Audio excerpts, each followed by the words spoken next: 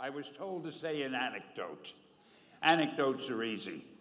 So I thought to myself, what kind of anecdote can I tell these people who really have more important things to do? And I figured I'm going to tell you how Spider-Man came into being. It's a true story, although sometimes it's hard even for me to believe it.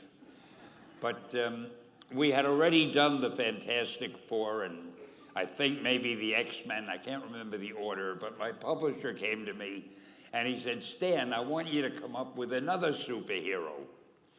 So I said, okay, went home, and when my publisher said do something, I'd better do it because I wanted to keep my job. I thought, what can I come up with now? And the most important thing in a superhero at first is the superpower. Once you get that, everything else comes along. So I thought, what power will I give a new guy? And I saw a fly crawling on the wall. And I said, hey, if I could get a superhero that could stick to walls and crawl on them, man, that would be cool. And I thought that was good. Now I needed a name. So I said, well, let's see, Fly Man, Mosquito Man. I got down to Spider-Man. Spider-Man. It just sounded dramatic. So, okay, I had my hero. I had his power, his name.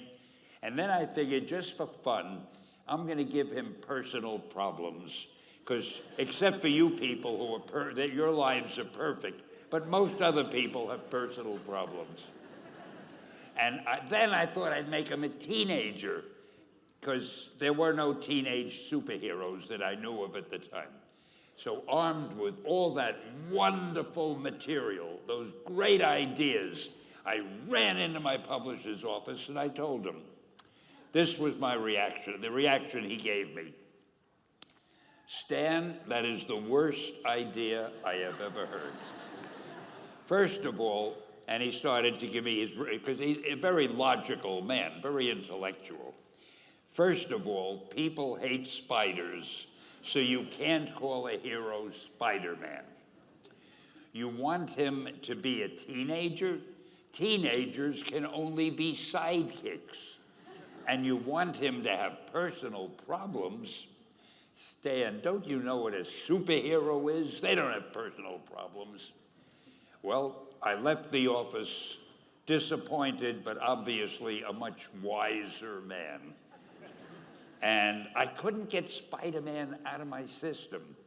So we were about to kill a magazine. I think it was called Amazing Fantasy. It wasn't selling well, and we were sending the last issue to press. When you do the last issue of a magazine, nobody cares what you put in it because the book is dying. Just to get it out of my system, I put Spider-Man in Amazing Fantasy, feature him on the cover, forgot about it. A month later, all the sales figures came in. My publisher came racing into my office. Stan, you remember that character we both loved so much, Spider-Man? He said, let's do him as a series. Now, why am I telling you this? Besides the fact that I have to kill a little time. If you have an idea that you genuinely think is good, don't let some idiot talk you out of it.